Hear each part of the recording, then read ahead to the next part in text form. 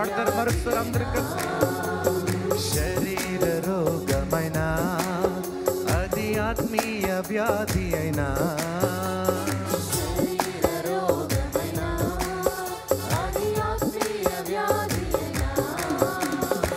యేసు గాయముల్ స్వస్థపరచును, యేసు గాయముల్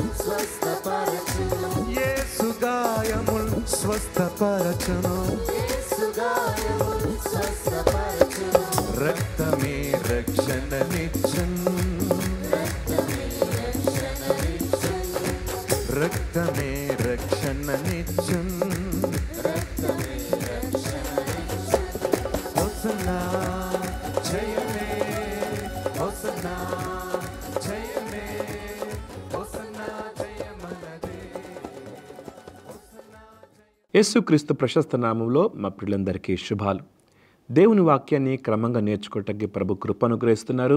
mark సువార్త 5వ అధ్యాయము 21 నుంచి మనం విందాం. యేసు మరలా దోణి ఎక్కి అద్దరికి వచ్చినప్పుడు బహుజన సమూహము ఆయన యొద్దకు కూడి వచ్చెను. గమనించండి, నిన్నటి దినము మనము గెరాసేన ప్రాంతములో అపవిత్రాత్మ చేత పీడింపబడిన వ్యక్తి ఏ విధంగా విడుదల పొంది స్వస్థచిత్తుడయ్యాడో మనం చూసాం. అతడు ప్రభుని వెంబడిస్తానని ప్రభు దగ్గరికి వచ్చినప్పుడు ప్రభు అంటాడు, లేదు, నీవు నీ ఇంటి వారి యొద్దకు వెళ్ళి ప్రభువు నీ కొరకు ఏం చేశాడో చెప్పు అని తెలియజేసినప్పుడు అతడు వెళ్ళి తన ఇంటి వారికి, అంతేకాదు గెరాసిన ప్రాంతం అంతటికి, దెక్కపోలి ప్రాంతంలో కూడా, దెక్కపోలి అంటే 10 పట్టణాల వారికి కూడా ప్రభు గురించి తెలియజేశాడు. ప్రభు యొక్క గొప్ప కార్యాన్ని ప్రకటించాడు. ప్రభువు మన జీవితంలో ఏం చేశాడో ఖచ్చితంగా మనం తెలియచేయాల్సిన అవసరత ఉంది. తాను పొందిన విడుదలను ప్రకటించినందుకు ఎంతోమంది యేసుక్రీస్తు విశ్వాసం ఉంచడానికి కారణమైంది. అంతేకాదు ఇక్కడ మనం చూస్తాం, యేసు ప్రభు మరలా ఆ ప్రాంతానికి వచ్చినప్పుడు బహుజన సమూహము ఆయన యొద్దకు కూడి వచ్చారు. ఒకప్పుడు యేసు ప్రభుని వెళ్ళిపో అన్నవారు యేసు ప్రభుని ఆహ్వానించారు. ఎలా ఆహ్వానించారు? ఇదిగో ఒక వ్యక్తి సాక్ష్యము ప్రజల్ని ఆకర్షించింది. యేసు ప్రభు ఎవరో అర్థం కాని వారికి యేసు ప్రభు ఎవరో అర్థమైన వాడు ప్రకటించినప్పుడు ఆ ఊరి వారందరూ కదిలారు. యేసే మాటలు విన్నారని మనం గ్రహించగలం. ముందుకు సాగుదాం. ఆయన సముద్ర తీరమున ఉండగా సమాజ మందిరపు అధికారుల్లో యాయీరు అను ఒకడు ఆయనను చూచి ఆయన పాదముల మీద పడి. ఇక్కడ మనము యాయీరు అనే వ్యక్తిని మనం చూడబోతున్నాం. యాయీరు ఎవరు అంటే సమాజ మందిరపు అధికారి. సహజంగా సమాజ మందిరపు అధికారిని అందరూ గౌరవిస్తారు. ఒక గౌరవప్రదమైన జీవితాన్ని కలిగిన వాడు. అయితే ఇతడు అకస్మాత్తుగా యేసుప్రభు పాదాల మీద పడ్డాడు. ఎందుకు పడ్డాడు? తన హృదయంలో ఒక బలమైన దుఃఖము అతన్ని వేధిస్తుంది. అదేంటంటే తనకున్న ఆ చిన్న కుమార్తె, ఆమెకి సుమారుగా 12 సంవత్సరాల వయసు, ఆమె చావు బ్రతుకుల్లో ఉంది. బహుశా నేను అనుకుంటాను అనేక మంది వైద్యుల దగ్గరకు తిప్పి ఉంటాడు. వైద్యులు నో స్కోప్ అన్నారేమో, నో హోప్ అన్నారేమో, ఇంకా మా వల్ల కాదు, ఎంతో డబ్బులు వెచ్చించాడు, కానీ ఆమె బాగుపడటం సాధ్యం కాలేదు. చివరికి ఎవరో చెప్పారు, యేసుక్రీస్తు ఒక్కడే నీ బిడ్డను బాగు చేయగలడు అని చెప్పుంటారు. అంతేకాకుండా ఆయా స్థలాల్లో యేసు ప్రభు గురించి వింటున్నాడు. యేసు ప్రభు కార్యాలు బహుశా చూసి ఉండొచ్చేమో. కాబట్టి యేసు ప్రభు ఒక్కడే తన కుమార్తెను బాగు చేయగలడని నమ్మకం ఇతడు కలిగి ఉన్నాడు. గమనించండి, ఇతని విశ్వాసము ఏ స్థాయిలో ఉంది అంటే ఒక ప్రైమరీ స్థాయిలో ఉంది. ప్రభు నా ఇంటికి వచ్చి నా బిడ్డ మీద చేతులుంచితే నా బిడ్డ బాగవుతుంది. ఇది అతని విశ్వాసం. నీవు చేతులుంచితేనే నా బిడ్డ బాగవుతుంది, నువ్వు నా బిడ్డ దగ్గరికి రావా, నా బిడ్డ చావు బతుకులో ఉంది అని ప్రభు పాదాల మీద పడి అతని బ్రతుములాడుతున్నాడు. ఈ సమాజ మందిరపు అధికారి ఇలా పాదాల మీద పడి బ్రతిములాడుతుంటే చుట్టూన్న వారు, ఏంటి ఈయన సమాజ మందిరపు అధికారి ఇలా మోకరిస్తున్నాడేంటి అని బహుశా అనుకుని ఉండొచ్చు. అయినా నాకు పర్వాలేదు, నా బిడ్డ బాగుపడాలి, అంతే కావాలి నాకు అనుకొని యేసు ప్రభుని బ్రతిములాడాడు. యేసు ప్రభు ఆ సమాజ మందిరపు అధికారితో తన ఇంటికి బయలుదేరాడు. అయితే వారిని వెంబడించడానికి బహుజన సమూహం కూడా యేసు ప్రభుతో నడుస్తున్నారు. బైబిల్ గ్రంథంలో మనం చూస్తాం, ఆయనను వెంబడించి ఆయన మీద పడుచుండిరి. చాలామంది యేసుప్రభు మీద పడుతున్నారంట. అయితే ఇక్కడ ఒక అద్భుత కార్యం జరిగినట్లుగా మనం గుర్తించగలం. చాలామంది మీద పడుతున్నారు, కానీ ఒక స్త్రీ అక్కడ, ఆమె 12 సంవత్సరాల రక్తస్రావ రోగము కలిగిన స్త్రీ. ఈ స్త్రీ యేసు ప్రభు గురించి వినింది. యేసు ప్రభు ఒక్కడే నా వ్యాధిని బాగు చేయగలడు అని గుర్తించింది. గమనించండి, ఆనాటి సమాజం స్త్రీ అంటేనే చిన్నచూపు చూసేది. అంతేకాదు, అందులో రక్తస్రావ రోగము కలిగి ఉన్నారంటే వారిని కడ స్త్రీగా లేక అంటరాని వారిగా, అపవిత్రులుగా చూసేవారు. అలాంటి వారు సమాజ మందిరములోకి రాకూడదు, వారు దేవుని మందిరములోకి రాకూడదు, వారు వెలుపల ఉండాలి, వారు అపవిత్రులు అని ఎంచబడేవారు. వారు ముట్టినది అపవిత్రమే, వారు ఎవరిని పట్టుకోవడానికి వీల్లేదు, వారు నడిచే దారి, వేసుకున్న వస్త్రం అపవిత్రము అని భావించే ఆనాటి దినాల్లో యేసు ప్రభు దగ్గరికి ఆమె వస్తున్నట్లుగా మనం చూస్తాం. యాయీరు విశ్వాసం ఏంటి? తన కుమార్తె మీద ప్రభు చేతులుంచితే నా కుమార్తె బాగుపడుతుంది అన్న విశ్వాసం యాయీరుది. మరి ఈ రక్తస్రావ రోగము కలిగిన స్త్రీ విశ్వాసం ఏంటంటే, ఈమె విశ్వాసములో ఎంత ఎదిగిందో చూడండి.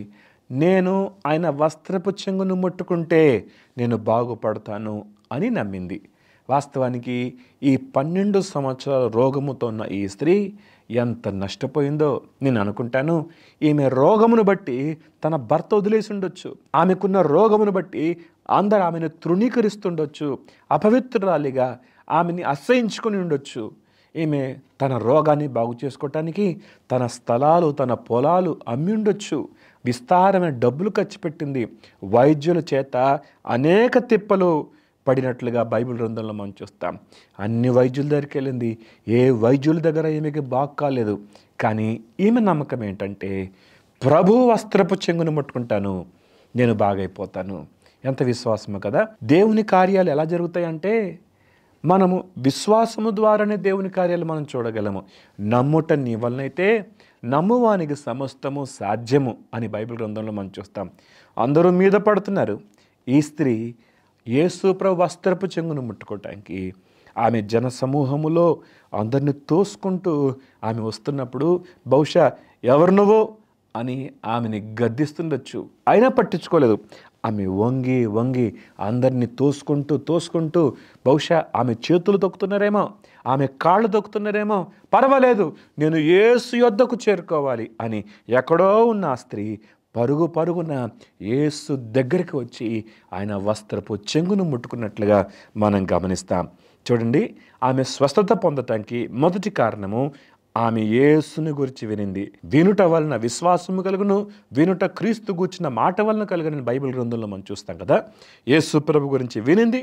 విన్న వెంటనే ఆయన వస్త్రము మాత్రం ముట్టితే బాగుపడతాను అనుకొని ఆయన వెనుకకు వచ్చి ఆయన వస్త్రము ముట్టెను. వెంటనే ఆమె స్వస్థత పొందినట్లుగా ఆమె గుర్తించినట్లుగా మనం గమనిస్తాం.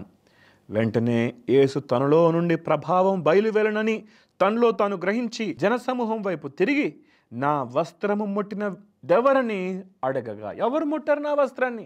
శిష్యులందరూ అంటారు, అందరూ మీద పడుతున్నారు, ఎవరిని చెప్పమంటారు? లేదు, ఎవరో నన్ను తాకారని ప్రభు అంటున్నాడు. నేను అనుకుంటాను, బహుశా ప్రభు కళ్ళు నేరుగా ఆ స్త్రీ వైపే చూస్తూ ఎవరో నన్ను తాకారు అని చూస్తున్నాడేమో. చూడండి, ఆ కార్యము చేసిన ఆమెను కనుగొనవలనని ఆయన చుట్టూ చూచాను. అప్పుడు ఆ స్త్రీ జరిగినది ఎరిగి భయపడి వణుకుచూ వచ్చి ఆయన ఎదుట సాగిలపడి తన సంగతంతయు ఆయనతో చెప్పాను. వణుకుతూ ప్రభు దగ్గరకు వచ్చింది.